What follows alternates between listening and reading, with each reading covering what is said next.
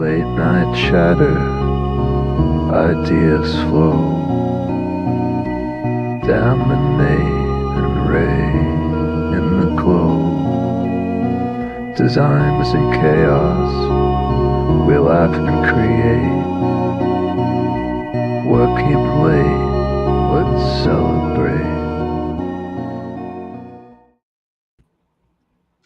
That's it. Hell yeah. Whoa. Dude, Dude, we're that was on. nuts. That was Yeah. That was so cool. I was How long laughing did it take you super to hard when make I made that? that, and it's still cracking me up. How long did that take, dude? That was crazy. So it's all AI. So it took Yeah. like 2 minutes. Oh my god. Like it took less time to make it Yeah. than to watch it. Yeah. Seriously, it was. I think I literally just put in like, it's a podcast. It's about design, and it's these three people, and then that's what it spat out. Wow. Wow. Dude, Yeah. it's almost as good as that like promo image that you made with our picture. Mhm. Dude, I feel so Super Saiyan right now. Like I'm juiced. It was awesome. Yeah. This So one. it's like, yeah, dude. It was like you shared that in the group chat, and I was like, Jeez. what? I wish I was that buff. That dude looks I'm learning sick. as we go along what this is all about. Yeah. Totally. Yeah, man. Yeah. So up I until feel this like- point, it's been pretty ad hoc. Like prior to this, I was Uh-huh. always kind of just recording everything on Zoom. Hmm. But then when you guys agreed to kind of like, hey, we're interested in this, like we'd like to come on, more frequently. I was like, all right, well, let me try to like step it up a little bit. So like that was Mhm. so like everything up until this point, I feel like was like it was like the alpha or whatever. And now Yeah, now we're in like the beta. Oh, great. Yeah. Slightly like Awesome. more put together. It's not just like duct tape and super glue. So it's coming together. Beta version. And we're going to fully release it soon. Don't worry. Yeah. So what's been going on? So much, dude. I don't know. Honestly, it's hard to know where to start, but it's been a whirlwind, honestly, of work stuff, family stuff, life stuff, other work stuff. you know, it's sort of how it goes. Yeah, I feel like the summer season is always either like everybody's out on vacation and taking time off and it's like super slow, or it's hot, so everybody's just inside like cranking on work. Yeah, dude. I had yeah. I was by the store today. I wanted to show you guys something. I pulled these out. Do you guys know what lusterware is? Mm-mm. No. So this is lusterware. So you see this a lot in Japanese ceramics. So it's lusterware refers to like the coating, the glazing that they put on Mhm. here. So you can kind of see it. It's like, see, it's almost like metallic. Yeah. But the idea is that you're like making ceramics that look like metal, which Okay. is kind of neat. Yeah. I think this is That's kind of cool. cool. And this is one of those things like when I was first starting out, with antiques, you kind of like learn by buying. Mhm. And so I was like at the shop today. I was kind of thinking about the show. I was like, how do I kick this off? I don't know. So I was looking around the store. I was like, oh, I'll bring something in and show the guys and see what they think. And so I was like pulling these out. And this older lady, she comes from like 2 booths down. And I have these in my hand. And she's like, talking my ear up of like, hey, how are things going? Oh, they're good. I'm just kind of like rotating my booth and I'm pulling some things out and put some things in. And she saw this and she's like, oh, those are really cool. Like, what do you have those priced at? And it's like $10 for the pair, which is antique dealers. Like these are cheap, right? This is like, Mhm. I don't know. This is like common. It's really common. Like you see Yeah, these the a way lot. you're tossing it around. Yeah. I know. You Like, must, whoa. like you're not Yeah. worried about this thing. These are like I don't know, like 70s, 80s, like $10, $20. Yeah. Uh-huh. She goes, I could sell that for $40. I don't know. So these are the people I deal with. I deal with old boomers every day, but I'm just glad you guys are back. So we're gonna do one for Damien, one for Nate. So that's one for Damien, Oh my god. one for What? Nate. It's not, Get the show going. We're gonna start it right. Dude, I was not expecting Demolition. that. Jeez. Oh, Just I'm like, honored, that's- but Ray, you don't Wow. got to do that. We're not going to start can't- every show by destroying your stuff, right? Dealing with these old boomer women every day. Yeah. The things I go through to curate the store and put it together. I have to You gotta woo-saw that out. Okay. I gotta get it out of my system. And John, get I'm so glad. Do you feel better? I feel better. And look, the good stuff doesn't shatter into a million pieces. The good stuff holds together. That's how you know it's not any good quality. So we'll clean that up later. Wow. But for now, Wow. that's how we're gonna get it going. I hope that was But cathartic. it is. Let I those feel old better. ladies go. Yeah. Uh, That's what I've got going on. my wife's about to be one of those old ladies at your booth, dude. Like she's like going full steam ahead at like being a 50 and 60-year-old woman, just like bringing home all the stuff, and that's all she does every day. And I think we've reached like a one in, one out rule at this point, because I think we're at capacity, and unless it's very small, we gotta do something. We have we keep going to antique shops and we'll just buy pictures, not for the pictures, but for the frames. And so we just have like a whole closet filled with picture frames full of somebody else's kids. And whenever we get a good picture of the family, we rip that out, throw it in the trash, and put our picture in. But it's nice to have like this backlog, this stock of frames that we want to have whenever we print something out. Yeah, that's the pro move. I mean, like, professional framing is expensive. I mean, God, dude, you're paying 3 figures to get something framed nice. So if you can just go to like a Goodwill or whatever and find like a nice, oak or maple piece and then stick your own art in there, like it's a good move. And you're gonna pay the same price as you would like a Chinese on Amazon plastic frame. So it's like a nice for sure way to kind of step things and up then a little bit. like milk glass. She loves milk glass. Yeah. Right. And so every time I buy her flowers, she keeps some of the flowers. And then we have all these milk glass vases with dead flowers in them. And they're really lovely most of the time. Yeah, man. Yeah, milk glass is nice too. I come across milk glass somewhat often, but I don't typically buy it. It's one of the things I think about a lot is like what the other dealers have in their booths, and I try to like milk glass is one you'll see a lot in antique stores, and so I try to like avoid whatever.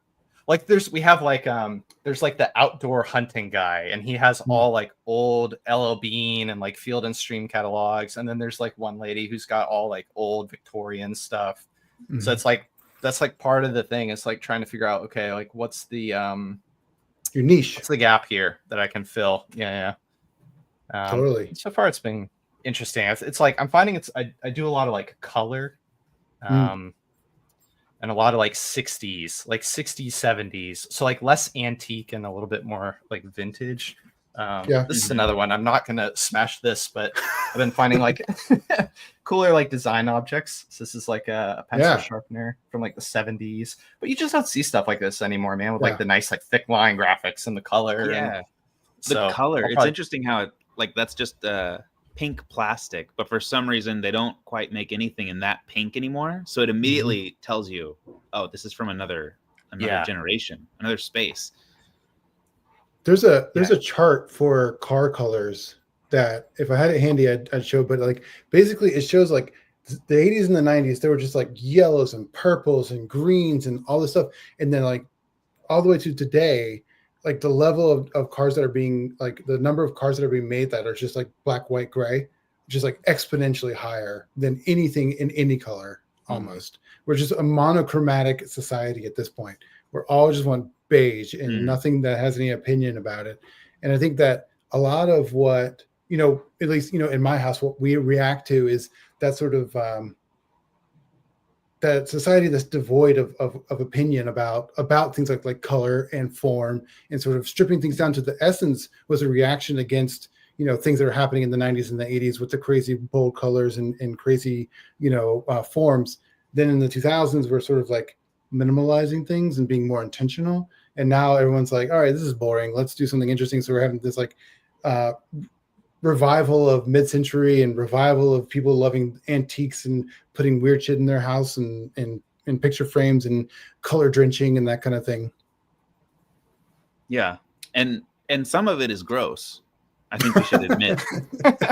maybe not in your life in particular. I just want to point out, like the Cybertruck is exactly this. It's like a rejection of like too boring, right? Let's just go crazy wild, and it's like maybe most people will agree it's like a terrible, like you don't want that out on the road. You don't want everyone driving that, but at least it does say something about who. I'll tell you what. My 5-year-old loves Cybertrucks. He thinks they're the coolest car on the road. And so if you look at that, you're like, so like the person driving that obviously loves it too. So you know, you got something in common with my toddler. Yeah, I like it too. And I feel like the Cybertruck gets like some unjust hate a little bit. If it weren't so enormous, I would be down for sharp lines. I'm down for steel or stainless steel and flat panels and all that. But then when you go up to one, it's like, oh my God, this is definitely going to kill people. Yeah. Like, that's the vibe I get in person. But DeLorean did it, and it was so much better. DeLorean, that's true. It was minimal, right? And it was angular, but it wasn't like this, right? It didn't feel like it was going to cut you by looking at it. And it was small, much smaller. Right. So, do you see a lot of Cybertrucks in North Carolina? Dude, they're fucking everywhere. Really? Everywhere around like Raleigh and Cary, like the RTP area. There's just so many, I don't know. There's so many people that, you know, are big on Elon Musk around here, and then they just buy Cybertrucks and they got the money to it. It's like, they're every day I see them, two or three a day. And I forgot, you guys are getting like a big tech boom down there. Yeah, like med tech. There's a lot of med tech stuff down here, and just dudes that, you know, love Elon and buy a Cybertruck after 2025, and it's like you're saying something. You're saying something. It's on purpose. Yeah, it's totally on purpose. But yeah, there's plenty of Cybertrucks around here. My boss has a Rivian though. He pre-ordered his Rivian truck a couple of years ago and has been waiting on it forever, and drove this like real beat up Dodge Durango for a long time. And I was like, dude, what are you doing? Why are you driving this truck? And he's like, I'm just waiting on my Rivian. And he got his Rivian, and he complains about the payment, but it's fine. It's like it's like another mortgage. I'm like, yeah, I bet. But at least it's not a Cybertruck.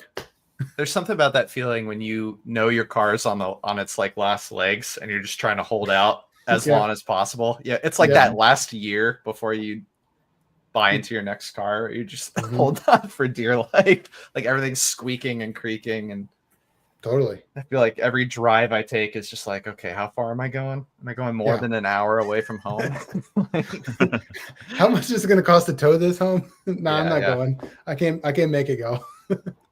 Interesting. And then you probably get a lot in San Francisco. We have like some Cybertrucks around here, but I don't see them that frequently. I saw a yellow one the other day though. Someone had like wrapped it. It was like a bright, it's like school bus kind of yellow. And I thought it actually looked pretty good because it's got all that like black trim on it. So it's like a nice combination. That was kind of neat. There's some local business. Oh, go ahead. Well, we get a ton of them out here as well, of course. But really like an astounding amount of Teslas, the normal Teslas. Yeah. It's like 30% of the cars out here, it seems. They're just like absolutely everywhere. Yeah. I've been thinking about this a lot, actually. Like, I was because my commute is long. It's usually about like an hour. It's at the minimum, it's an hour each way. At the most, it's like an hour and a half. But I'm in the car for a while. And so I'm sitting in gridlock traffic a lot. And I've been thinking a lot about like how many people are in car debt, like astounding car debt. I don't know. Like, I feel like I'm doing pretty decent financially. I feel like I can't afford over 50, more than like over 50, a 10,000, like more than like a $10,000 car. Oh yeah, dude. But no, like everybody. Dude, people drive like I see the same thing. Like tons of Model Ys. Like that's the one with like the wing doors, right? Right, the SUV. Like a lot of those, a lot of BMWs, and I don't know, man. I just like I sit there in traffic and I'm just like, I don't understand how people are affording these. Just living paycheck to paycheck, I guess. Like, I don't know. It's not just me too. Both of my cars are paid off and are 20 years old, and I'm like, yeah, fine. I'm driving them into the dirt when they stop running, and when it costs more to fix them per month than a car payment, then I'll buy a car. but I haven't hit that point yet. Yeah. You know, so that's where I am. Like I can't do it. That's an interesting ROI or like break even point. When you're spending more on repairs than a car payment, you call it. That's pretty far out. Like That's pretty far. That's Yeah, pretty that's a far lot. out. Because it's not going to come monthly. It's going to be every No. 6 months. You've got a couple $1,000 repair. Yeah, you fix it up and you drive it for another 6 months or so. Nah, dude, Great. it's wild. But we have a lot of Teslas too, and I totally agree. I don't know. It's just like people like it. You know what it is, dude? It's software engineers. Like all three of us, we make physical things, and so like you can directly relate our value to a tangible product, but to somebody who just writes code, could be infinite. I could be worth more than you can comprehend because Right. what you have, you can't hold it. Its potential is unlimited. And you're saying you buy a Tesla because of Well, no, just because that's why they don't care justify about your how much money they infinite spend. potential? No, that's why they can buy their Cybertrucks and stuff because it's just so they, that's why they get paid so they get paid $250,000 a plenty. year. I see. Yeah. I see. Gotcha. They burn the cash. It doesn't matter. Right. Yeah, we have a lot of that around here, like VC fund. It's interesting you say medtech for North Carolina because that's what we have here too. Like, I've always heard biotech, but it's like those companies. It's interesting; they don't really hire industrial design. So I don't know like a lot of people in our field who work there, but like a lot of our friends, or parents we know in the area, like a lot of them work for these companies. Like, it's tough. Yeah. What I do is industrial design for a medical tech design firm, engineering firm. So it's a lot of it's less like what you think of as design like, oh, I'm just like this striving artist and I want to like get my vision out there. It's more like, how can I make this thing usable if someone's wearing 2 pairs of gloves, a face shield, and like 2 gowns, and I have to reach over here to push this button? Like, can I feel it through 2 gloves? Is it doing something else? Are there cables in the way? Are there drapes in the way? How many other things have alarms blaring at me during this emergency situation? And there's somebody dying in front of you. Like, there's all these like less fun things to think about, right? But that matter just as much. And an engineer, they're designing something from the inside out, right? And so they don't really care so much about like how it's used. So they just put the button wherever they want to put it. But the key word is like usability, and to have somebody who does usability and is focused on the end user, not on the product, is where sort of industrial design meets medical devices.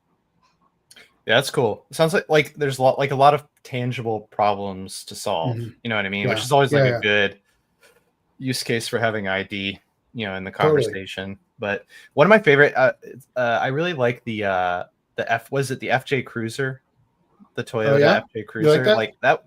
Yeah, that was a similar thing where like if you look at the interior on that car, it was designed for like winter conditions. It was exactly what you're talking about. Like if you look at all the knobs and like the radio controls and the dials and everything, it's all like overblown. There's like a lot of like over molding and like big thick chunky plastic, and it was to solve what you're saying, which is like when you're wearing like thick winter gloves, being able to like interface and use all of those dials and knobs, which is like super interesting compared to like the Cybertruck or whatever now, where everything's like it's just a giant iPad.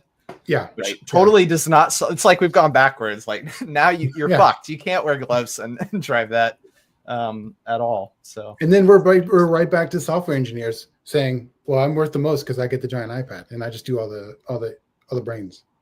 Yeah. But yeah, that's awesome, man. Well, cool. I'm excited to have you guys back. I'm just pulling up the topic itinerary here, but one of the things that's interesting is I think bringing this podcast back. I don't know what to call it, show, whatever. I think I'm going to start exploring some new formats. So it'll be nice. Like I think you guys are down to kind of go forward with having like a recurring monthly check-in or call or show or whatever. So I think like for this format, with it being live, it'll be a little bit more casual. We'll kind of just check in, like talk about projects we're working on. And then I'm still planning to kind of like pepper in interviews throughout the month. So if anyone's listening to this after we've recorded it, This month I've scheduled a few interviews, so I'm actually sitting down next week with this guy, with Alan Young, who's an industrial designer near here, who also owns his own business. That'll be like a really interesting conversation. On the 20th, if either of you are available, Nate, you definitely will not be. Yeah. But Damien, I'm gonna interview Jim Kershaw. Oh, hell So yeah. I think that'll be really fun. If you're more than welcome to join for that if you have the time. Yeah. And then I've got one more interview here at the end of the month with Zach Lowndes, who he's running a team. He's managing a team at Newell that is focused exclusively on designing with AI. So I think that's going to be like a pretty interesting conversation too, of like, because I feel like AI is one of those things everybody's kind of like playing with or trying to integrate, but he is like living it. It's like, hey, the mission of this team is to go and like execute use cases around AI within like a Fortune 500 business. So that'll be really cool if you're interested in joining that one as well. You're more than welcome. Dude, that's so cool. Like my not to derail, but my wife's going back for her doctorate at NC State, and she's going to be studying AI within like the textiles and fashion world, and of how to leverage the technology to sort of bring this what is sort of lagging technological advancement industry into the 21st century. It's super interesting. Yeah, that's cool. So is like the degree in that, or is that just kind of what her that's going to be her dissertation? That's what I was going to say. Like doctorate is where you start having like I forget. Yeah, you have to like defend your PhD or whatever it is, right? Yeah.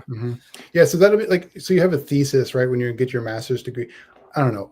I have a bachelor's degree and that's all I'm ever going to have. But she went and got her master's degree and studied, a lot of like consumer behavior around, the fashion industry, especially like with, consumers, like how they perceive things like body scanning and more like direct relationships between having a bespoke garment made for you, right? And how that might work with somebody. And that leverages a lot of technology inside of an industry that typically like is much more like hand done or like manual processes.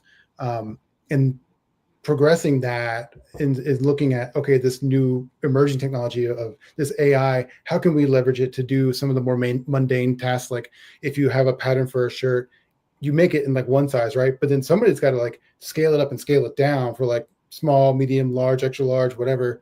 But the humans don't scale proportionally. They scale like probably length and then the sleeves. And so there's different things you have to account for. So that's all done by hand by one person. And is there any way we can like have an AI do that kind of like what's called grading is an example for something that she might look into leveraging. But yeah, dude, it's coming. It's coming for, design, and it's coming for, technology and even things that you didn't even think about.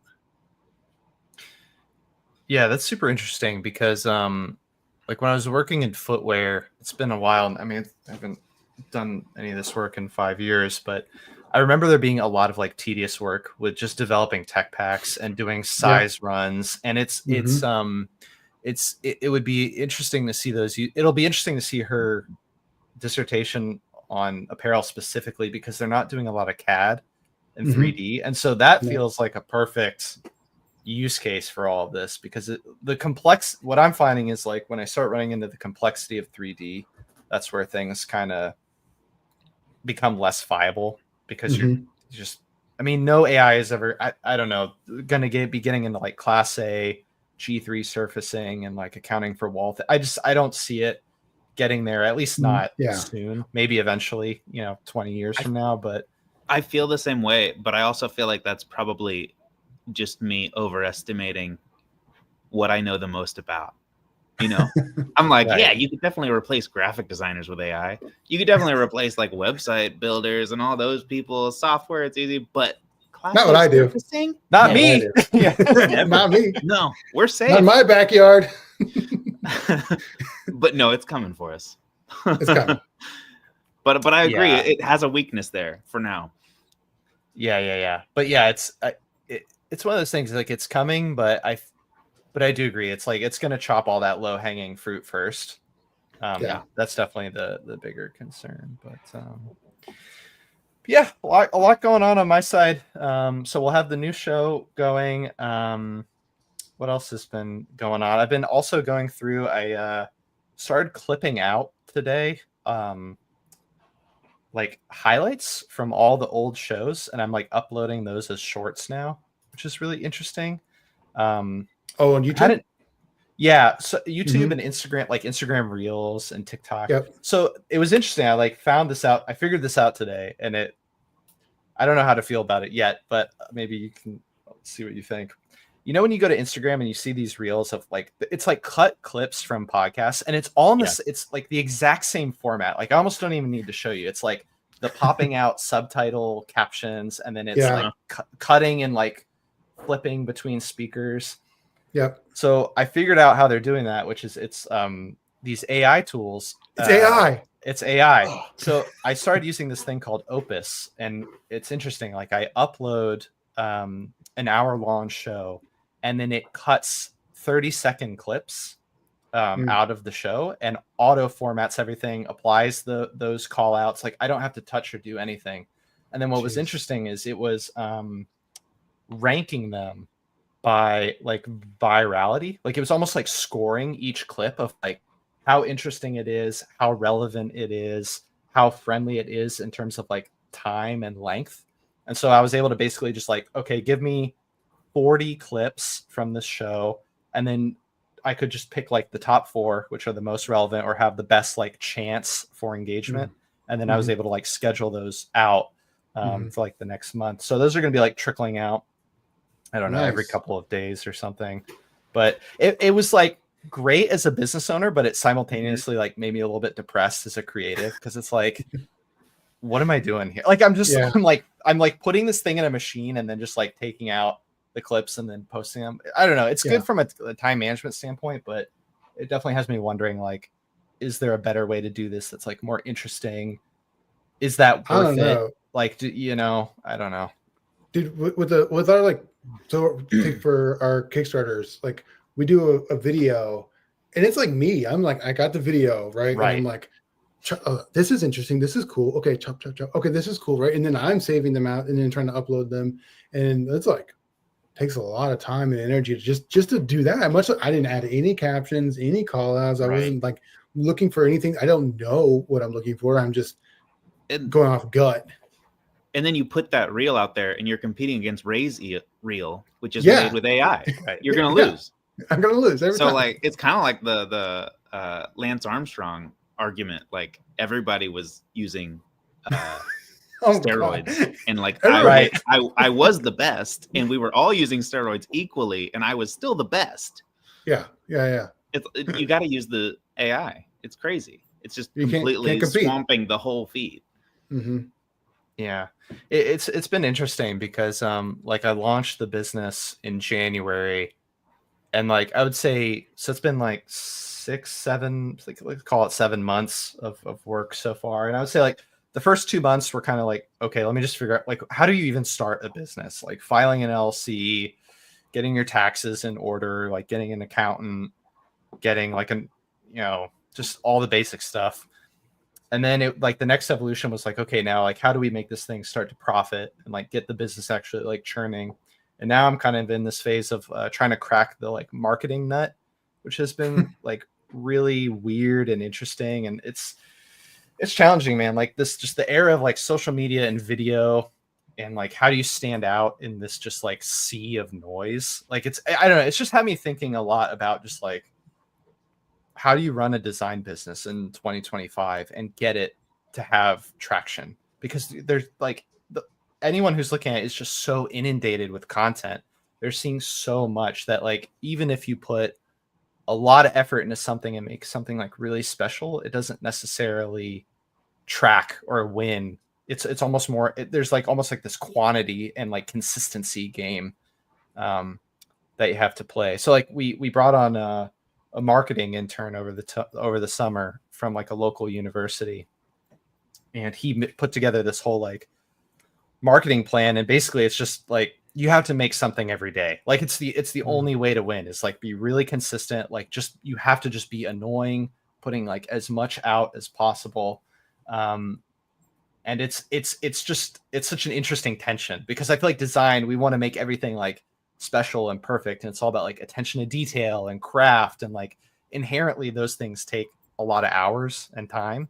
And so I'm kind of in this like weird balance right now where I'm trying to like figure out what that needs to be. We feel many of those same pains. It is interesting how you said, like, in design, like, we're so used to you're working for a company and they're going to spend $100,000 on tooling, so you get to take a lot of time to like 3D print and iterate and try that sketch, Right. and let's test this out, and then we all commit to making tons of units, and then we try to sell them. But that's not what it is in our small business world. It's like, just ship it. Like, you'd be best off if you can just talk at the camera live and hit post at the end every day. It's like just reduce the quality until you can finally do it every day. Which is, it's like hard. It's a terrible pill to swallow. I don't freaking want to. It doesn't feel good to me, but it's the truth. No, it's something that honestly Nate and I have struggled with for the 8 years we've been doing this. And it's something that we've never gotten a hold on. And so much so that just today we were having a conversation. We're like, dude, we are a two-legged stool. Me and Nate, like, Nate's great at like having the ideas, refining them and making them sing, and then we bounce them back and forth. And I'm great at like getting them across the finish line, making sure that we order the product, we send it to whoever is going to manufacture it. And then we're like, yeah, we got 500 of these things. We move on to the next thing. Yeah. Great. Let's make another one, right? But we still have 500 of these. We have 3 cool products that we have like a few units of sitting around. They're ready to go, and we've just been sitting on them for years. Yeah. Because it's that last step, the marketing part, the sales part, that we don't have any natural energy for. It's all forced. Yeah. It's honestly, it's also like not our specialty. It's not. You know what I mean? So it's one of those we weren't things drawn like, to it naturally. It's like, I know I need help here. I know I don't understand. Yeah, I'm just inherently like a moron when it comes to marketing. So. Right. And so we're at the point where we're just also like having no money, you know? That too. That's the other. You could solve it if you just threw money at the problem. Right. Yeah. But without that, you need someone with natural drive and energy towards this type of thing. But we've even what we were talking about. Go ahead, Damien. We tried like hiring a consultant, like a guy who would help us and like, you know, understand like what our marketing goals were and like help us run ads and stuff. And just like, if they're not like, if their interests aren't really like tied to yours very tightly, it's super hard to get someone who's going to be that invested. And you almost have to have them be like a partner. And that's what me and Nate are like entertaining. Like, does our two-legged stool need a third leg? Do we need to have somebody else here to help us, like, you know, so now we have all these boxes of product, get them into people's hands, right? Because if I can't do it and Nate can't do it and, you know, Ray can't do it, somebody does this, right? And even if it's not somebody who's like, oh, it's my passion selling things, someone who's just focused is like the brand and the customer, because our focus is the product. And if we can get somebody to focus on the brand and the customer, then that's going to be huge for us. You know what I have been starting to do is just embrace like psychopath sales persona. So I just like, one of the things is like, if I have an idea, so like I'll talk about this later, but like I tried this thing this week, like make this little like fused bud base. I've been trying product ideas, and I've just been like we have a little downtown near me that has all these like boutique shops, and I've just been going in saying like, do you want to wholesale this? Just like cold calling, knocking on doors, like trying to get things placed on shelves. And it's just like, I've talked to a couple people now, and I think you're either doing that or you're gambling on like the online piece of like paying for boosted posts and like these kinds of things. And for me, it's just like, I don't understand that, but I can understand like face-to-face interaction. And it's not like, it's very humiliating and hard and frustrating or whatever. But like everyone I've talked to around here, at least, who's like started a business, whether it's like, we have like a local honey guy who's like killing it, making his own honey. And he's like placed in a bunch of local grocery stores and this and that. And I just like went in and talked to him, and I was just like, hey, how did you do this? Like, Yeah. how did you like? He has his own like it's like a honey shop, like his own like downtown retail store, and like retail and mass is not cheap. I mean, he's probably paying like 3-4 grand a month. And he for sells this one space. product, honey. Exactly, honey. And so I was And a lot of asking him, people I was don't just even like, like it. how did you, yeah, I was like, how did you do this? And he's like, I just had to go in and just sell it and Mhm. bring the product to people and just say, can you put this on your shelf? And like, it's just having the humiliation, excuse me, to do that. Mm-hmm. So that's what I'm going to start trying. I don't know. We'll see. Maybe we can check in a month and see how it's No, going. I have a lot of bags under faith that you can do that. When we were hanging out in New York, we went to a couple of lighting shops, and Ray's just talking people up. Honestly, I was kind of blown away. You have a way of I don't know when you learned this, because I don't think you had this skill when we were in school. No. But you've learned it since then, that you face to face with someone, you start prying, you start pulling, and you get them to open up. Mhm.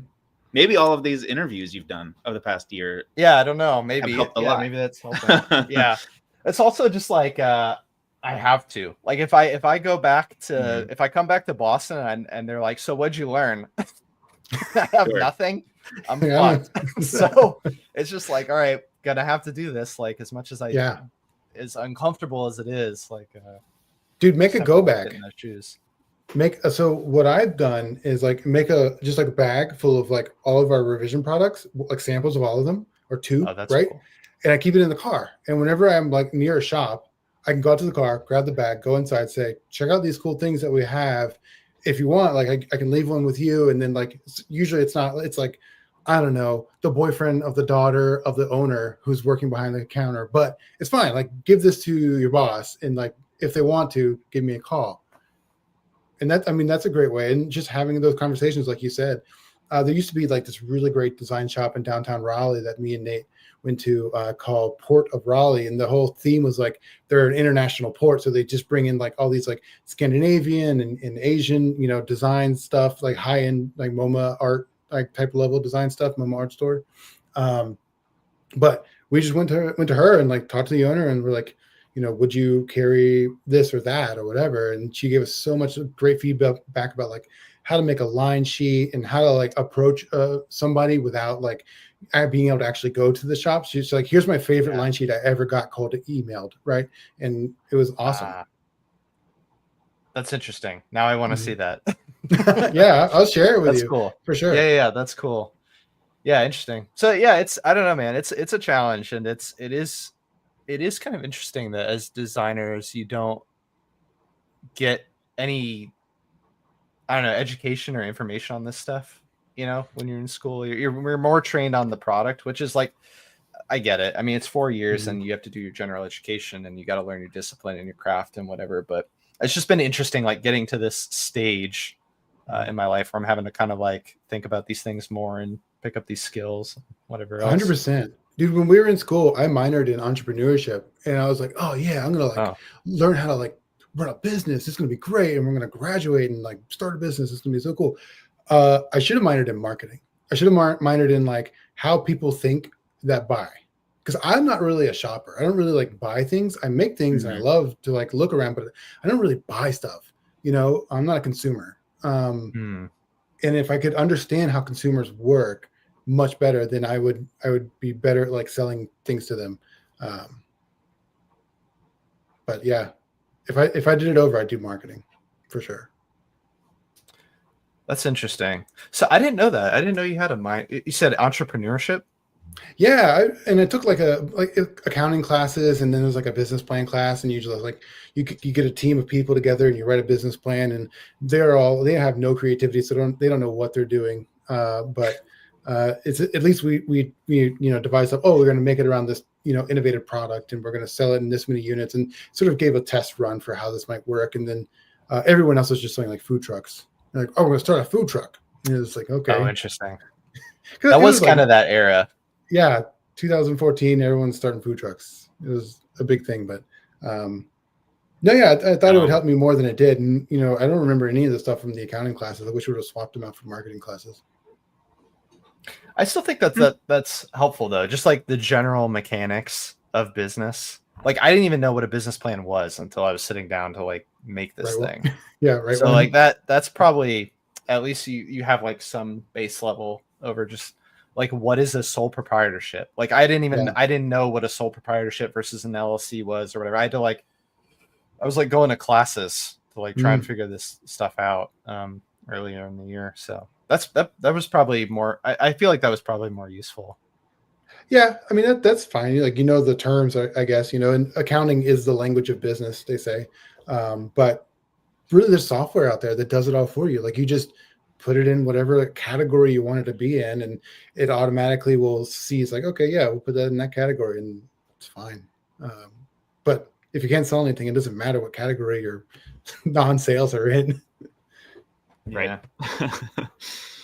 Huh, interesting. But yeah, I mean that's pretty much what I've had going on. It's just like marketing world, marketing challenges. That's like kind of where I'm spending most of my time. It's tough too. Like you guys probably feel this, like when we're trying to do this stuff part-time and you have kids and a wife and a family and whatever else, you're like, okay, I've got my 1 hour. What can I get done in 1 hour? It's like turns out not a lot. Well, we're going to spend it 3D printing something or CADing something or making something with our hands. We're not going to spend it writing emails to our email subscribers. Sometimes I'm just spending it like in QuickBooks. It's like, okay, like all I'm getting done on Wednesday is logging these receipts or logging sales or filing my taxes or whatever. Good. It's so important, but it's like that kind of stuff drains my energy so quickly and makes me be like, screw this whole thing. Let's just not do it. If we have to deal with taxes, I don't think we should have a business. Sometimes I'm to that point. And Damien does everything on that end. That's where me and Nate come together to make one full business owner. That's cool. Yeah. I had my accountant had to give me like an intervention maybe like 2 months ago, where he like got access to my QuickBooks and he's going through it. And he's just like, this is all wrong. Like nothing he's like nothing matches, nothing's accurate, all your prices aren't matching the receipts, like the dates aren't right. So he had to like go through and like correct it line by line. It was like 4 months of bank statements. I was like it's like fucking up. I was like mixing my personal credit card with like my business credit card. I had expenses going to like both accounts. It was just like, hey, you're doing nothing right. There's nothing you're doing that's correct. Like it was a pretty rough call, but now I'm on top of it. I think until we get 4 months down the line again, and he has to like have a conniption. You'll find a new way to fuck it up. Yeah, for sure. Yeah, I'll do it. They said I couldn't. I'll find a way. On our end, we've been doing we did our second puzzle and we made these like gorgeous samples with this factory, and it's like, oh, it's so excited about like being able to make it the way we wanted to make it. And it came in like the pricing was great. And then after, I don't know, a little bit of back and forth, they're like, hey, actually, this price is going to be 3 times what we told you it was going to be. Oh, we're like, whoa, what? Like, we can't, what do you mean it's going to go up by 3 times? And they're like, yeah, it's just, we actually, like, when we saw it, we calculated your mass incorrectly. And so it's heavier than we thought it was going to be. So it's going to be more material. So it's going to be 3 times more expensive. And I was like, I can't sell a puzzle that's 3 times more expensive than you told me it was going to be. I've already priced it. Like I'm already doing the thing. And so we're like, you know what, guys, this doesn't set a good precedent. And we hadn't worked with this factory before. So we're like, let's make an adjustment. So we went to the people who made our first puzzle, the column puzzle, because they did a great job and it looked so good. And we're like, could you guys make this, like this different kind of puzzle? Could you guys make this thing? And they're like, yeah, sure. Send over your tool. And I was like, awesome. Sounds good.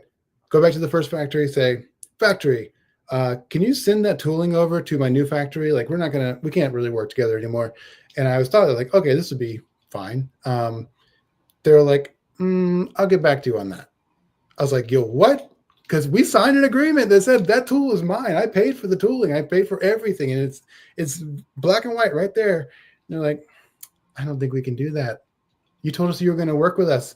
And so they wanted to like charge us to transfer the tool, and like just strung it out for weeks and weeks and weeks. And I actually had to like go find like a Chinese law firm to send them a letter and like get real with them. And then they finally released it. And after some back and forth, sent it to the new factory. The new factory is like, this tool sucks. We're going to make our own.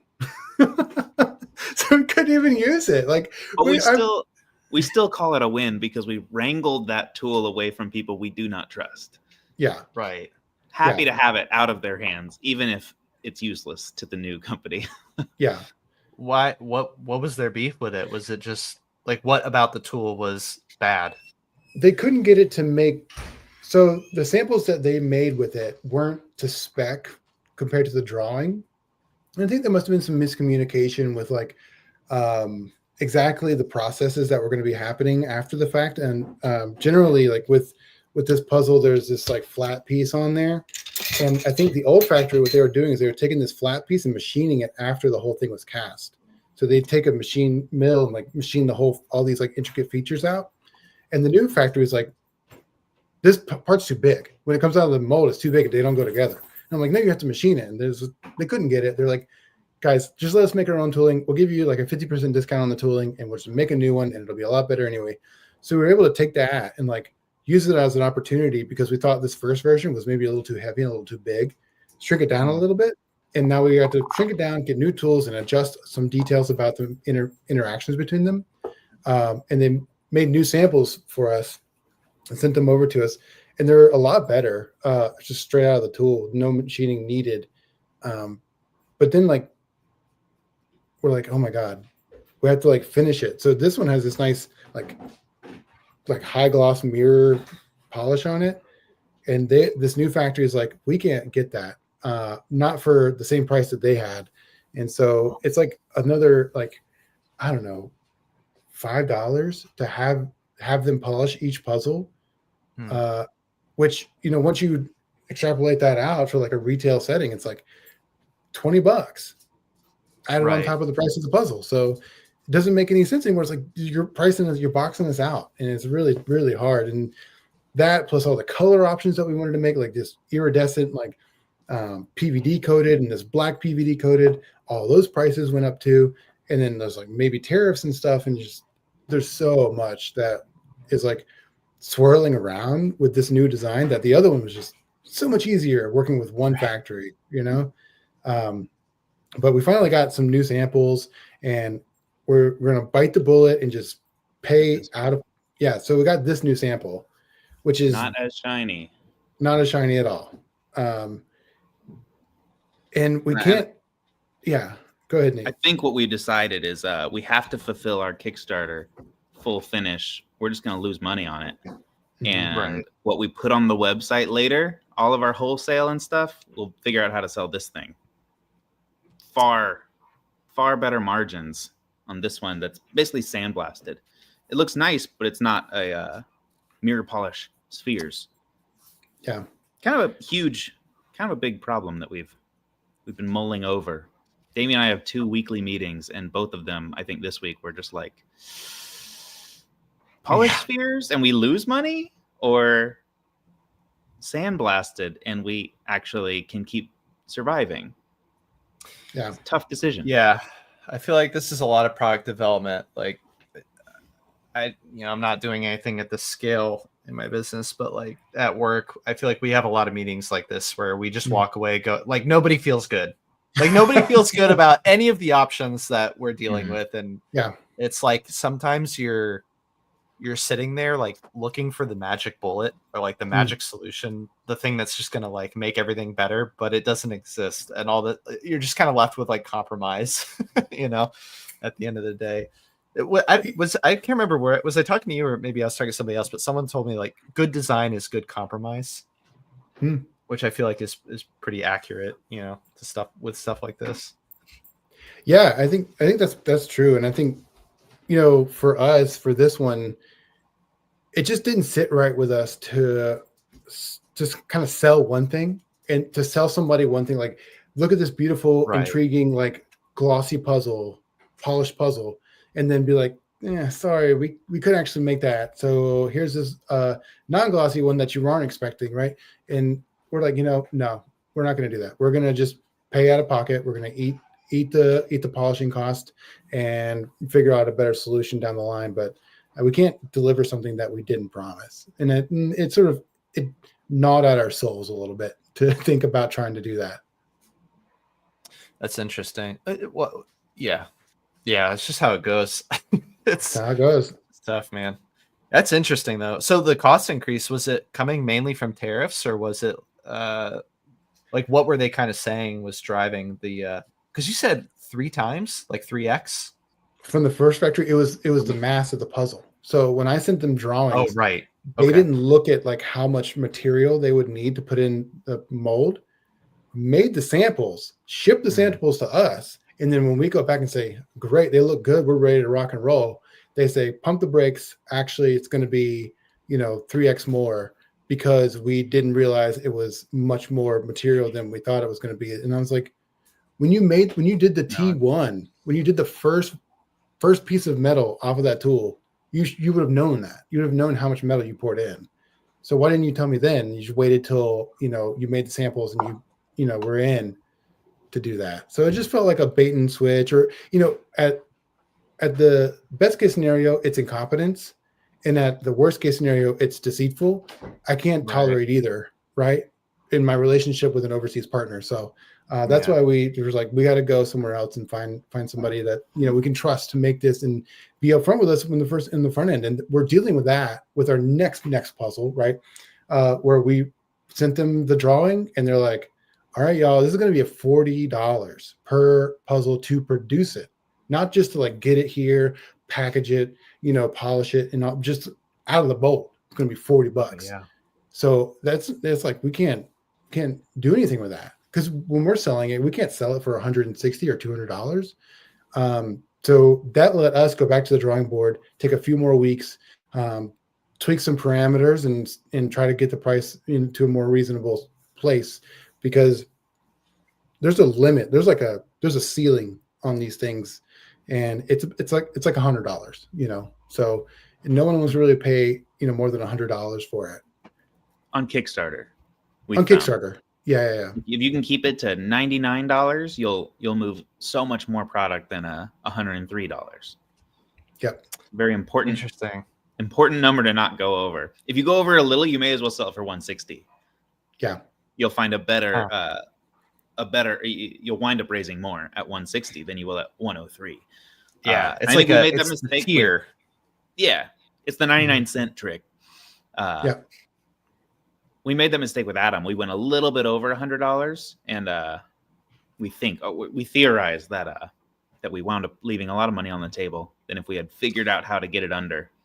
That was. I'll be totally honest with you. That was my reaction as well. I was like, 120. Yeah, I had that exact same thought process. That's so funny that you are cognizant of that. Yeah, it's funny. I think about this all the time. It's like there's so much hidden cost in developing something, or like not even developing. It's like your development cost is one, then it's like the production. Everyone only thinks about the production number. That's like the like the headline. You know what I mean? Like, oh, Nike makes the shoe for $10 and you pay $120, but it's just like all the distribution and packaging and staff and development and time. And it's like you have to like kind of build all that in if you're going to be profitable in any way. And it's so difficult because I see both sides. It's like, as a business owner, you find yourself in these like paths of thinking of like, come on, can you just pay like 20 instead of 10, or 120 instead of 100? Like, come on, it's only a few dollars more. But then at the same time, I feel that mentality as like a consumer of just like, I want a deal. Like, give me a deal. Like, I want to feel like I'm getting more than what I'm paying. You know what I mean? The like value. Value. Look for that. Yeah. And it's just this like catch-22. I don't have a conclusion here. I don't have like words of wisdom, but it's something I'm thinking about a lot, and just it's very tough. No, yeah, I mean, and that's something that we as like a brand of puzzles, like that's what's something, one of our tenets, right, is we want to get our puzzles into as many people's hands as possible. And by that metric, like the Atom was not a success because we had a third of the amount of backers, right, that we did on the first campaign. The first campaign was almost 1,000 people, and this one's only about 300, 320 people. So, you know, it's like, well, by that metric, if that's our measurement of success is like getting our puzzles into as many hands as possible, then this wasn't really a good venue for that. We need to really think about our puzzle designs a little more deeply. So it adds this another layer of complexity to designing a puzzle where it's got to be fun and interesting and challenging and beautiful, but also like cost effective. Yeah. And that's a really tough constraint. I want to ask you guys, because I think about this a lot at work as well. Like, you know, as a like astute professional, you try to like be as strategic and put as much of this stuff on paper and think it through as best you can. But I feel like there's no predicting a hit. Like it's the same thing as I connect this conversation the same way as I do like the reels and the marketing stuff. Like I put out a bunch of shorts today, and like one did like literally 2,000 views, and then one did 50 views. And to me, there's no difference between the two. Yeah. They're almost exactly the same. And I feel like it's the same thing with products and product development. It's like you do your best, right? You try to like hit your $99. You follow like proper research and white papers and design thinking. But at the end of the day, it either like hits or it doesn't. And it's, you kind of do your best, but you do your best, but like internally, it's so hard to like take yourself outside and like completely understand why something is or isn't working. You kind of like make your best guess and learn, and then like apply it to the next puzzle in your case. Yeah. But I don't know. I feel like there is like an element of just volatility where it's like, fingers crossed. Totally. Fingers crossed. I think our first couple products under revision felt like, oh, we've done our research. Everything is lining up. This is going to work. And then it didn't work so well. And then we tried another one and it didn't work so well. And then we tried another one that we were feeling medium about, and it like actually worked. And I think at that point I accepted that we're as industrial designers as a whole, we're way overconfident in predicting the sales of a product. And all of the research is good. You should do it. You should like do a good job, do something you do believe in. But at the end of the day, you just got to give it a shot. Each one is a lottery ticket. That's how we kind of phrased it at revision. We were like, let's just make another one. More lottery tickets is a better chance. So just keep trying. And it is what we did. We made a puzzle lottery ticket and it kind of worked. So now we've gone in on that. Not because we predicted puzzles would work, but because the reaction was there. Yeah. It's nice with the Kickstarter model too, because at least there's like some safety net there. You're not just like putting down 50 grand and like praying, you know, it's you have like some confirmation, like, okay, there is an audience here. Like we're at least going to like cover ourselves and not, you know, destroy our whole, we're not going to like obliterate our finances, you know, developing this totally thing. Yeah. You can delay the big charges, hopefully. Nice. Dude, we have like 400 pool trays in my garage taking up space. I think we've sold 3. Yeah. To like to like people who aren't my mom, you know, like people that don't know us occasionally want to trickle out, and it's just like, I'll give you one. They're freaking cool, but they're just a flop. I don't know. And I don't know. That's just how it goes. Yeah, for sure. We should include one in every shipment. You get a free pool tray. There you go. Everybody. We're just hoping someone enjoys it someday. Please love this. Please love it. Don't you're just standing behind old ladies and like shoving them in their purses. Just like, please take this. Dude, like we paid for tooling and we made it, and then like I like hand cut, like I made a die and I hand cut all the cork backs and I laser etched them, and I, you know, with love, like put all these like bottoms on here, and I'm like, yes, packaged them, just like they're all sitting out there. This is the coasters, right? Like the eyes. And the nose. No, this is like a little. It's a tray that's shaped like a mid-century pool, like a figure 8. And then thought it'd be really cool. We thought it would. I thought somebody would like it, and I don't know. I think it's so. I don't want to get too down on it. I think it's cool, but I don't know if it's just a matter of like we don't have the visibility, right? We're like we don't get it out in people's line of eyesight, right? Or if it's just like not compelling as we thought it was. If we got our marketing figured out, we might be able to stick it in a reel and find the algorithm might find the right group of people. It's just not the people we were targeting then. Who knows? I still think it's kind of cool. Who knows? Yeah, I just pulled up the picture so I could reference it. If someone's listening to this, it's called the Marco tray. Oh yeah. All right. We call it by its working title. Yeah. It's interesting actually. Like on the antique side, it's funny. Like I was trying to buy and sell a lot of catch-alls at one point. Oh yeah. And I was doing it because somebody I was talking to said that was like their bread and butter item. And what happened is it was the same thing. I ended up with like 10 of these things and I could not move them. I couldn't get anybody to buy them.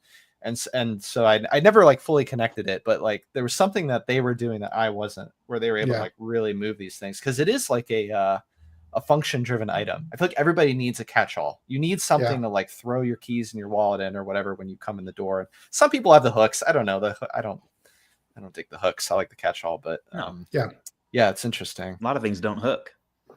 Yeah. Right. Dude, my catch-all is full. Like wallets, sunglasses, keys. But you know what's interesting? It's not that catch-all. It's not the Marco tray because it doesn't fit it doesn't fit like the vibe of my house. So ashamedly, same for me. I bought a different tray from a better You're not designer. Even using your own product, and you're wondering why nobody wants it. I found a better one. Yeah, at least buy it. Way better. I can't do it. I can't support those guys. That's funny. Well, this is a good segue. Actually, I have a segment that I'm cracking up. I have a segment I've prepared.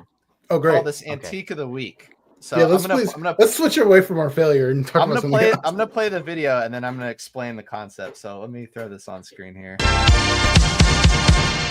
Antique of the Week. Antique of the Week. Let's peek. They found it buried way up a creek. Needed it once. Now it speaks. Antique of the Week. Hooray. Antique of the Week. Don't delay. Princess is cursed the cheek. So here it is. Antique of the Week.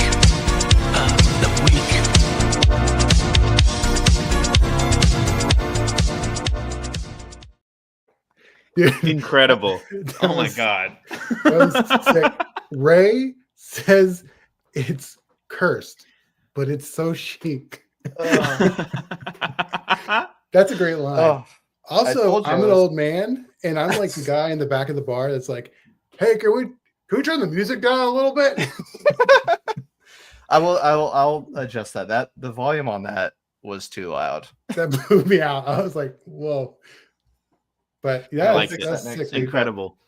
So this is something I've been playing around because I've been thinking I think it ties in well with this conversation. So when I started the business, I tried to go like traditional industrial design process, which is like everything we're saying, right? Like I was doing customer research, I was building personas, I would spend like weeks developing an idea, and then I would kind of like put it in the booth, or like I would try to test the market, and it wouldn't work.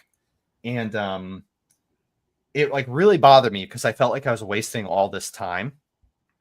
So what I was talking to someone and they were saying, when you're launching a business, never spend more than a month on an idea. Like within a month, you should have your idea, prototype it, build a proof of concept, and test the market with it, and like actually see if people are going to buy it. So that's what I'm going to start. This is the new idea I have for a project. So I'm going to start doing this. So I have a video here.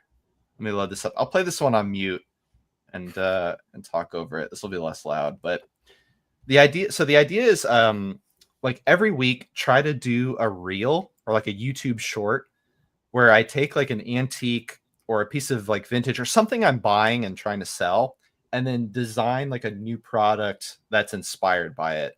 So like this is the one I did this week. And it's kind of nice having this podcast now because it gives me like a pressure to do this. It's like, okay, every time I'm on this thing, I need to have like something new to talk about. So this was like, I don't know, 4 to 6 hours of work was kind of like what I logged on my timesheet for this, between like idea to like finishing the reel. So I mean, I didn't include like the 3D printing time because that's happening in the background, but as far as like the design, filming everything, like cutting the video together, I spent like maybe a week on this. That's cool. So this is the idea. It's like a fused bud vase, and I did like different iterations. Like this one was like I was thinking like it could be like milled aluminum or something, or this one was like you see people use these like beakers as like propagation bases for plants. So I thought it could be cool to like, if you had that all in like one form and tied it all together. How do I take this off? There we go. So I did like, there's like so first of all, I'm trying to learn plasticity and I didn't understand scale. So this was the first one. The first one came out too small. But it was like, and it kind of looked like a pan flute.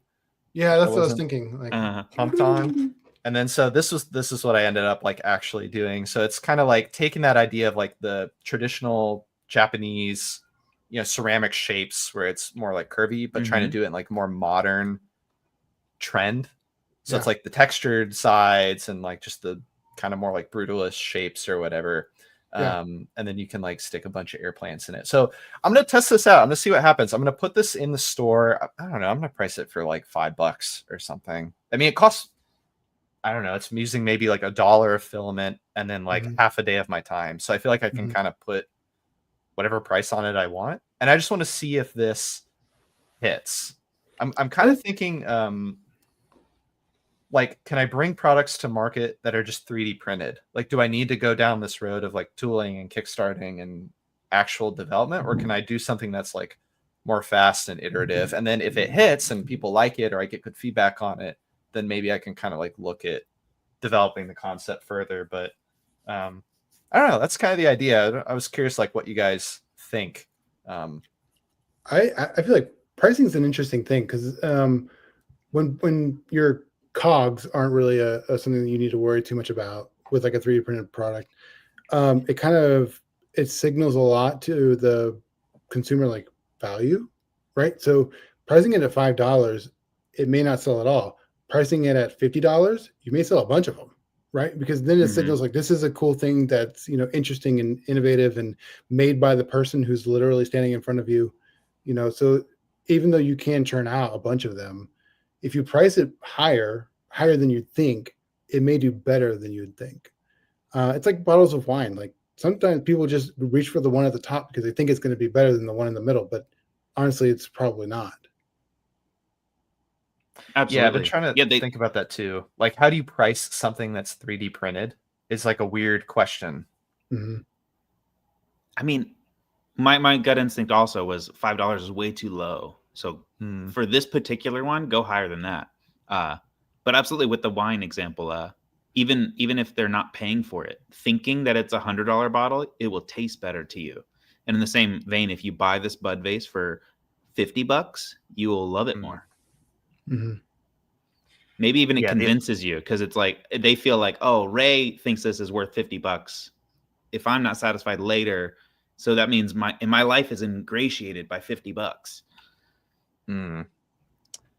Yeah, it's an interesting idea. The other thing that I haven't like totally dialed in is the thing that's weird about 3D printing that I can't figure out is like I feel like there's inherently this like ding on plastic compared to other materials, at least in terms of like the business that the hell or business or whatever that I've like set up. Because if I have all this like these deals on things that are like authentic materials and wood and metal and ceramic, and then I'm trying to add this like plastic component in, how do you like execute that in a way where it actually makes sense? That's been like a weird challenge that I haven't figured out yet. It's interesting that most of the things you sell now are like very old and they've been loved and used before, and now you're trying to sell something that is extremely new, like it was manufactured behind me 2 hours ago. Right. Now you can buy it. It's like the absolute opposite ends of the spectrum. Yeah. But like maybe it'll work. That's not like necessarily a problem at all. I It's would just such say a juxtaposition. Yeah. it's so I guess I really like your approach. Chugging through it in a week and having something you can sell is I think a very strong model to follow. So I would encourage you to put the effort into that and keep doing it. At some point, it's gonna fucking work. I don't know. That's what I figure. It's like I feel like art and design to a certain extent is like a I don't know what do you call it, like a quantity game, or like a, you know, like you kind of have to just like keep going until like something hits. Yeah, the other thing that's like a weird tension is like how much time do you like not how much time, but like how do I make enough time to actually like do this at the quality, like the right quality level? Because I'm not going to have the time to like spend 6-7 hours a night like fully developing an idea. Like whatever I come out with at the end of the week is going to be half baked. Like there's a certain level that I'm just going to have to like accept that. But it's like it can't be too janky, you know what I mean? Yeah, so yeah. That's going to be a tricky balance to find, I think.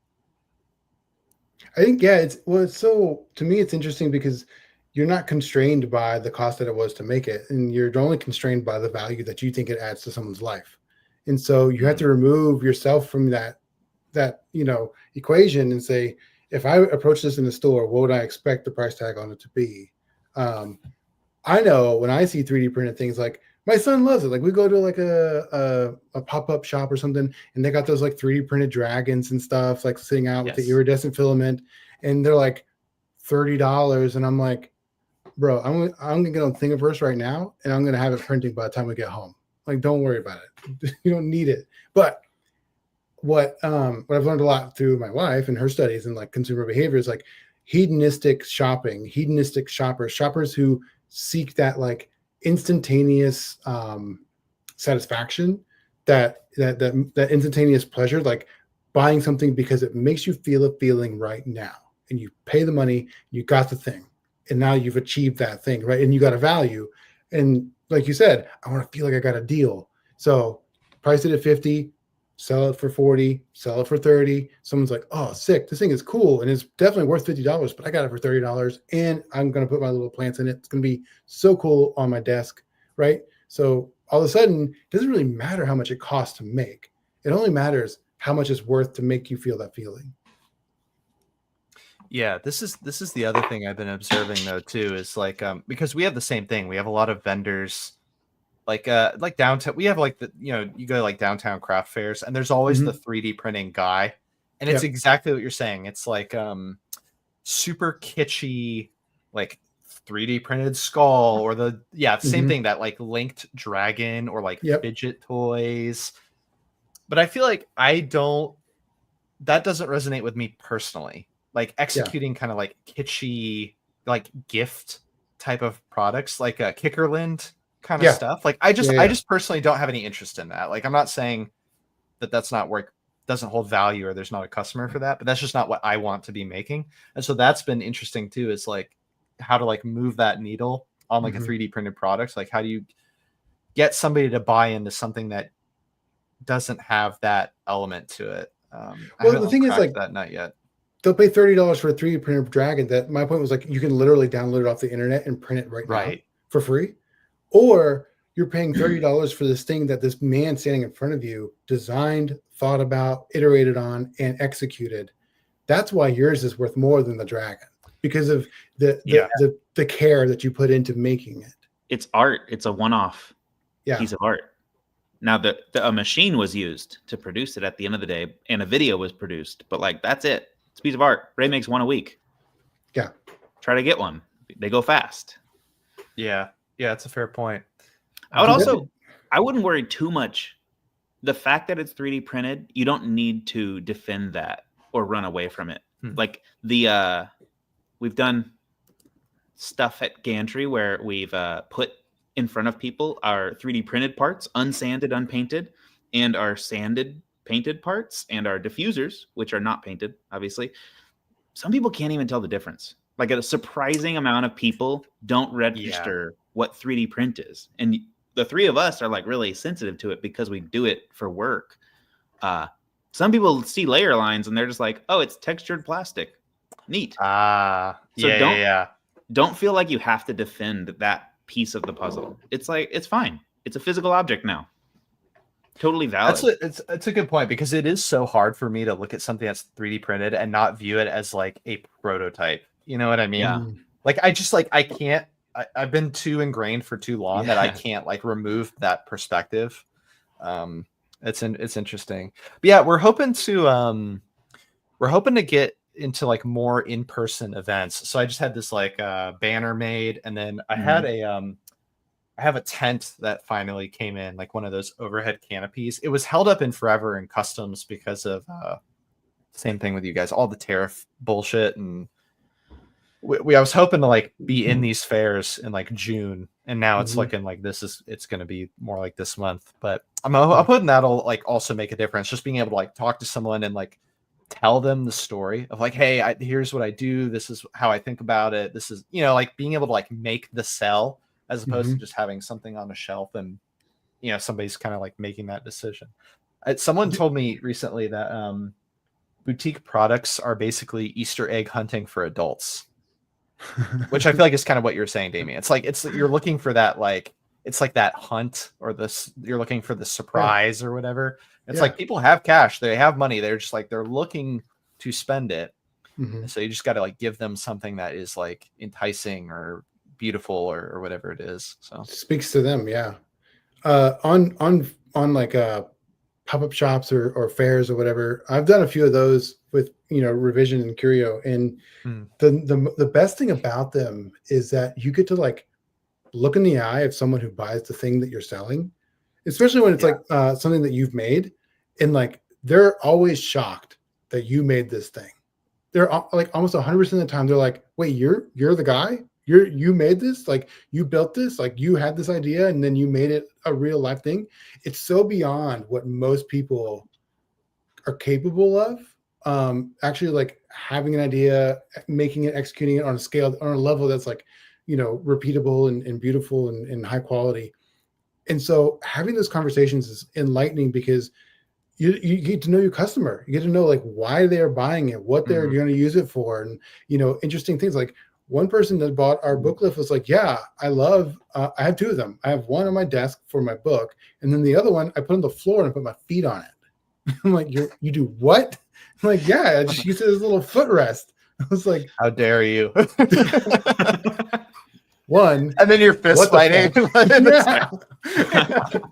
Give it back right now. Give it back. Yeah. No refund either. No, you're banned.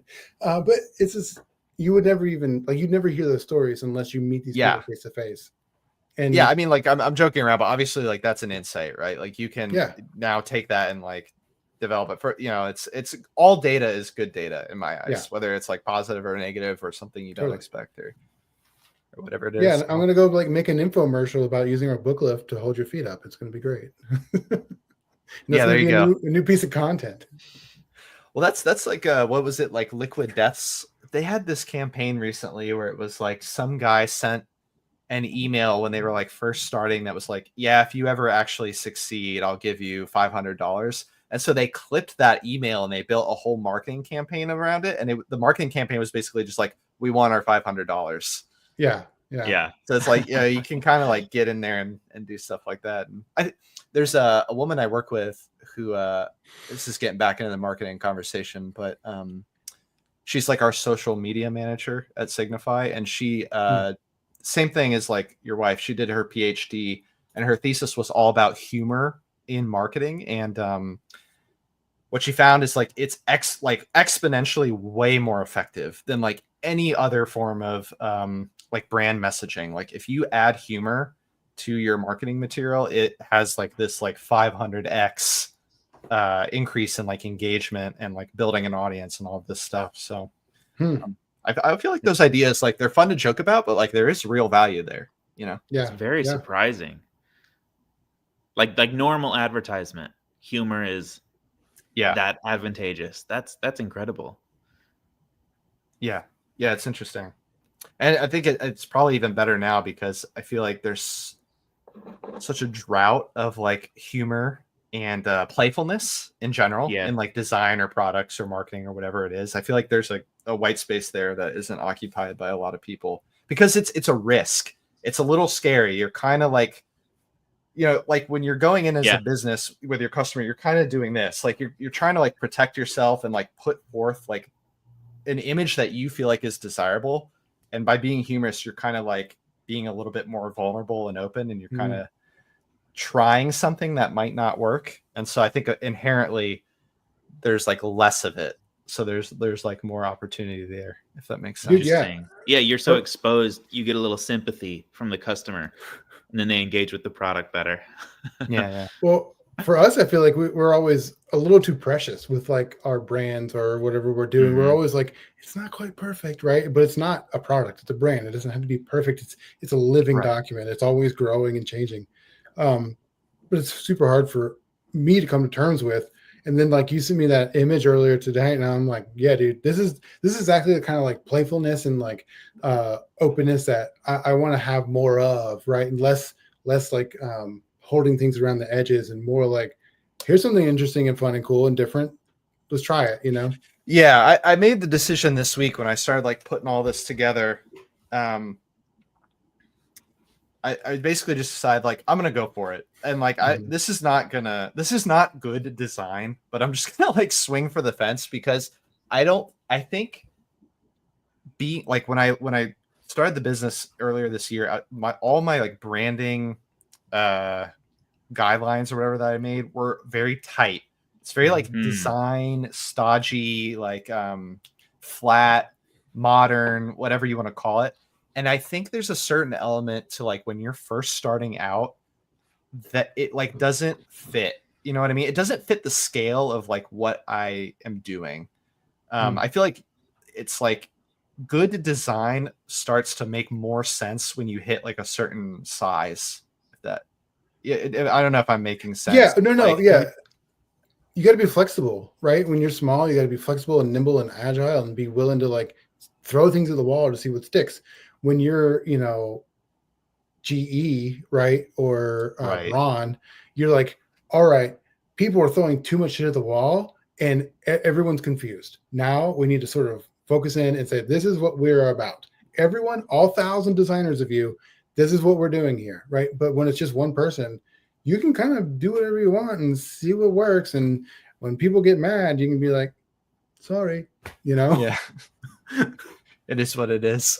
Yeah. It's like, yeah, I've never understood that. I can't remember if I said it already here, but I was showing Katie, like I put up the reel I just showed. So the reel I just showed you, I put it up on YouTube. It got like a couple thousand views, but it had like 10 dislikes, like 10 people actively like thumbsing it down.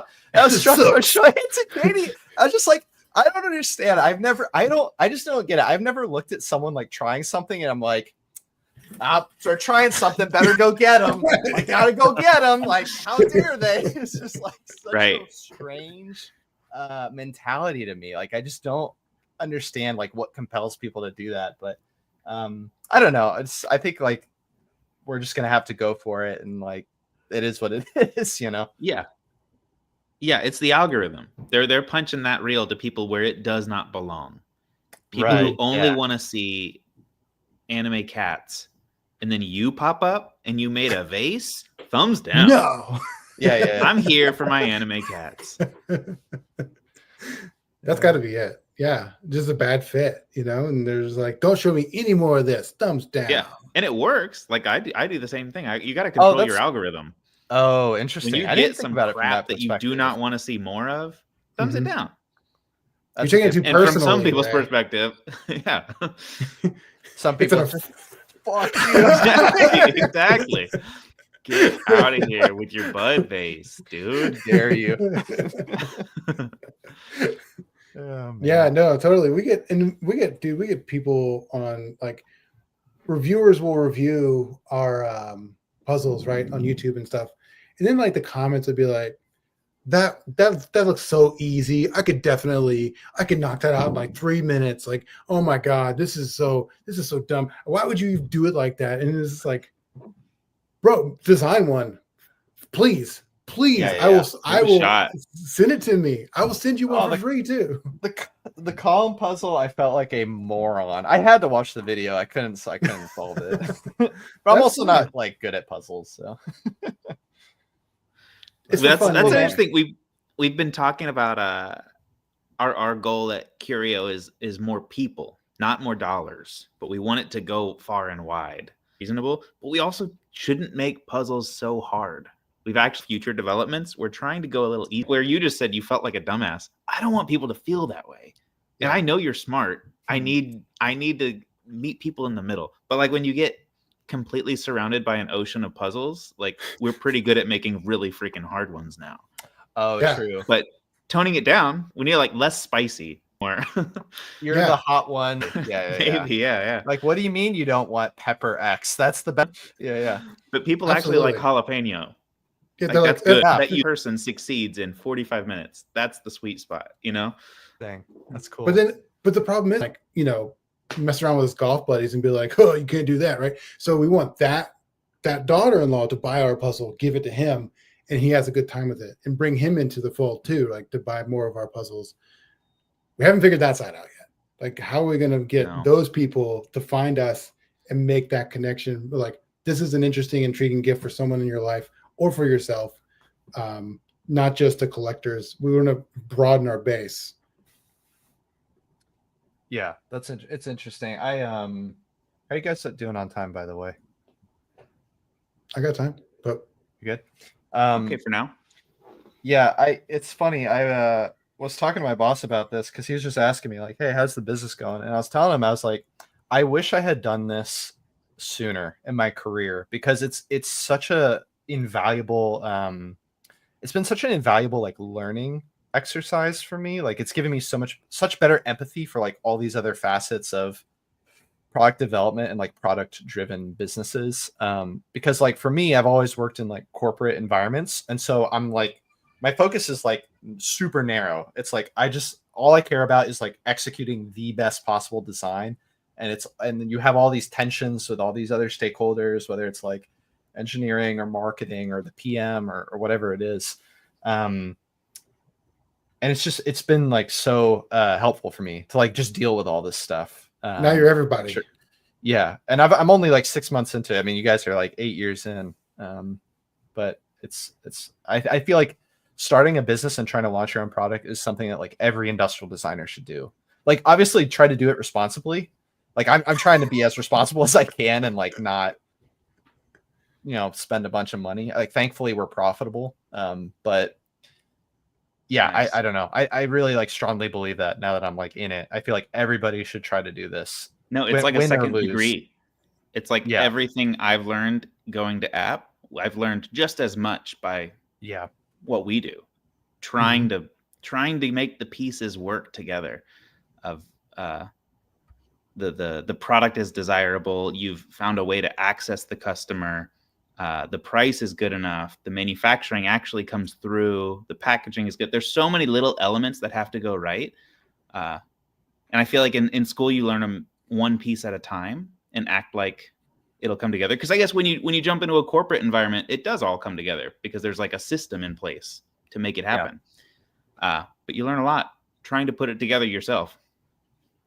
You do. You learn so much in like, part of the lore of me and Nate is that we got fired from a job, right, for starting this business. And so for me, like 8 years later, I'm looking back on that moment thinking like, what an idiot.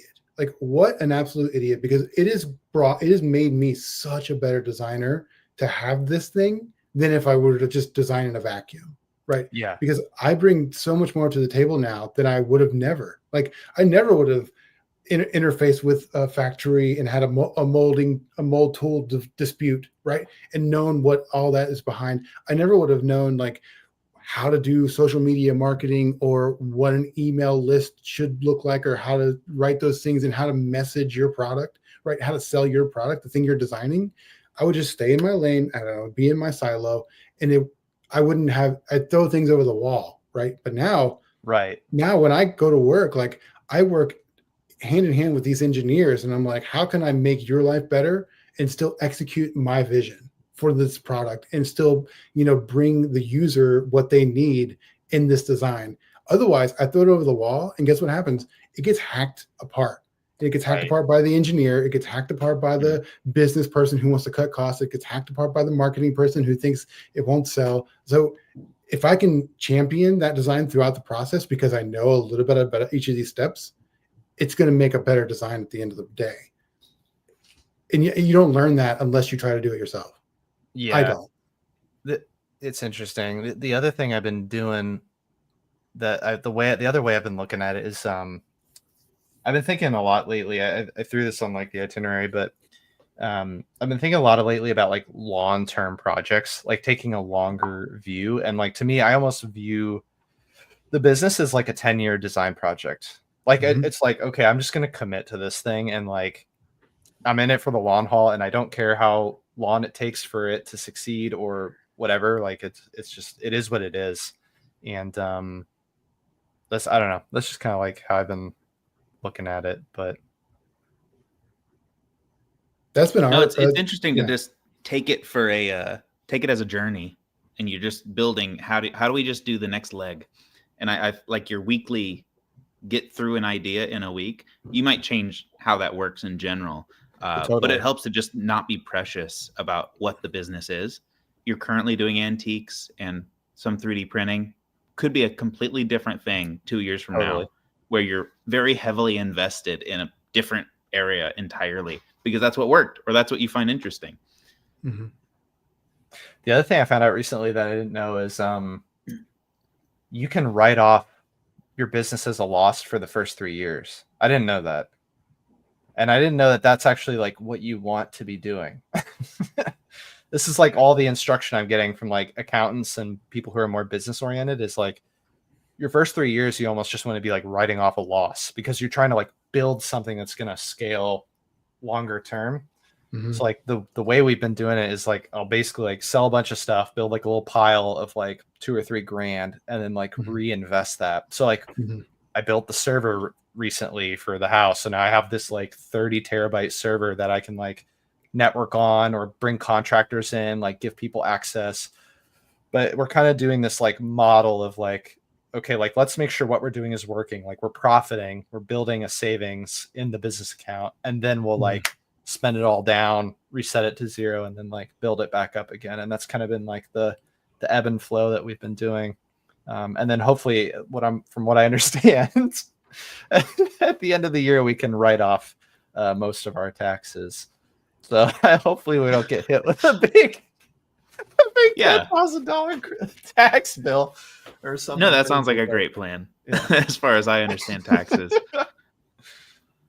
Yeah, we should probably get it. I think we're at the point now where we really need an accountant. Before we always like made 0 or less than 0. And like, sure, there's some tax benefits to writing it off on your personal income because it's a pass through, but not having to pay taxes on the business is like, to me is like a win. Like, okay, we're done. If you're good, we're good. We don't need to like move this somewhere else or talk about it anywhere else. Like we didn't make any money and we don't need to pay any taxes. We're fine. But now like with, Curio being successful, we weren't able to spend all the money we made. So you have to like get somebody involved, and then you can go back a few years and like claim losses on previous years if you need to, at a certain point. But yeah, it's all like, again, shit that's like you didn't learn in school. You got to learn it on the fly with getting letters from the IRS or whatever. Yeah. Dude, I would encourage you guys to get an accountant if you don't have one. That was like the smartest. I haven't made a lot of smart decisions in my life, but that was one of the better ones. Like, yeah, my wife, she's smart. Like, she's a smart lady. She's got 2 Ivy League degrees. She doesn't understand accounting. Like we're looking at the stuff and be just like, I don't like, what is this? I don't understand. I didn't know, like every time I'm driving to the shop, I can write off $5 in Yeah. tax every time I Yeah. drive over there. So Yeah. like stuff like that is just like I would never in a million years know that I should be doing that unless I have someone like actively telling me like here's your recipe, here's your plan, like make sure you track these things. So it's been super helpful. I think we have like $3,000 in write-offs or something Yeah, like that that. sounds like pretty in smart. QuickBooks. Yeah. Sounds pretty smart. We're just screwing around. Just screwing around. Yeah. Hey, it's Damien tried to you keep get me there. under control. It helps though. It helps that you I guys probably have got to each other. hop off in about 20 minutes. Do we have a couple topics we want to hit? I think we I could see a probably couple wrap things it up. on your. We've been going long. We can always save them for the next one. Okay. And it's always nice to have like extra stuff to roll in with like interviews with people too. So Yeah. Sure. Why don't we wrap up here? I'm gonna put this on screen. All the plugs. Before we go though, how many logos have you made for Beyond the Village, Ray? I feel like I've seen 6. 2. 2? Just your shirt and the sign? So yeah, this was like a typeface thing that I did before starting the business. So we did the house logo that's in the bottom right here. That was this year. Yeah. That's like the mark. And then I couldn't get the type down because I'm not a graphic designer, and like every type iteration I was doing, I was like not happy with. So I got this done recently. This is if anyone's looking for like a hand painted sign, this is done by Chris Hale. It's like Chris Hale sign painter on Instagram. But Nice. he did that up. So that was the hardest piece, was like getting the type, like something with type, because Beyond the Village is the thing I'm realizing is like starting a business, like I can't just rely on a logo, like a visual mark, because people need to be like educated on people need to like learn the name. I noticed that like people weren't remembering it. So it's like, okay, I just need to make everything like literally written out so that it hits. And because it's so long, it's hard. I don't know. It was hard for me. It's not like a tight set number of characters. You want to talk about naming Curio, Nate? Yeah. I mean, it's much better than revision. Dude, we learned a lot on revision. We learned a lot on revision, and it took a long everyone's time to confused. It's like, what do Everyone's you do? confused. But we thought we were clever because, like, you send a spec over to Asia to get your part made, and then revision 2. Yeah, because we're always revising, and it's the concept that like the customer doesn't recognize that or know or care at all. No. It's like just complete miss. Yeah, I've been running into that a little bit too, like people having a hard time remembering the business name because it's so long.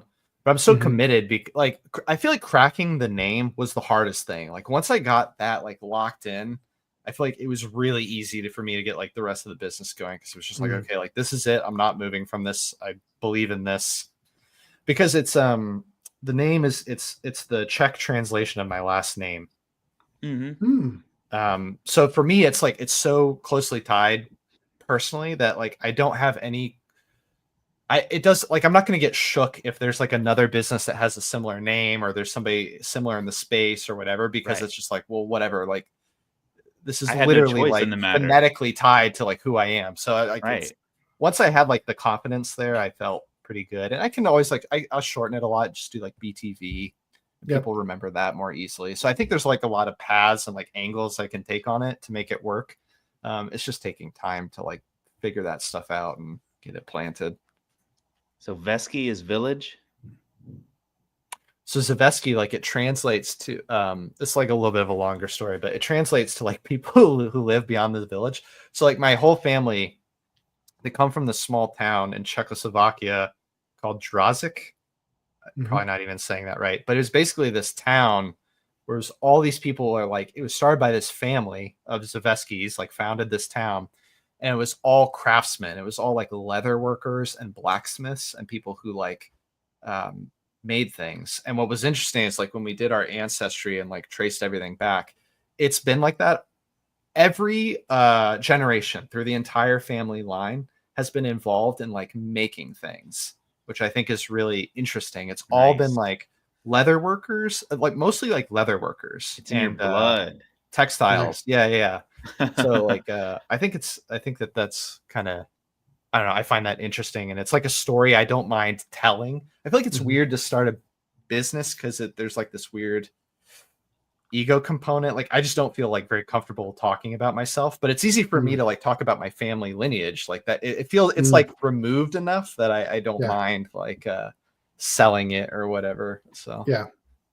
No, that's cool. I mean, you should definitely tell that story more because I had no idea, and I think it's something that people need to know. And it's like you said, it's really hard to just tell your story over and over and over, and you hear it every time you tell it, right? But the person you're telling it to has only heard it this one time and will never hear it again, probably. So you should tell it all the time, even if you're getting tired of it. I think it's super compelling. For us, we were just batting around names and trying to figure out something that was interesting. And Curio is both an object and a place to store objects and that are curious and interesting. And we're like, this really fits, and really like the sort of, speaking of how you make a logo, like it's got a really nice symmetry and a really nice size, and we could put it on a product. And we're playing around with like what the mark's going to be. We're playing around with like other fun things to make on it. We haven't landed on anything yet, but it's always going to be like curiosity and exploration, and sort of putting that little bit of magic into your world. And that's kind of what we're hoping for with the brand. And it's nice because Revision has always been like amorphous and weird, and sort of we're doing bottle openers, and now we're doing book products, and now we're doing tabletop stuff. And it's like, what are we really trying to do here? Like, there's no niche, right? But with Curio, the vision was always like sort of the path is laid for us.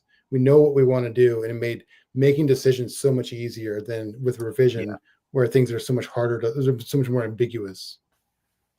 Yeah, I feel like over the years, it's with like this kind of stuff, the more I like think about it and overcomplicate it and try to like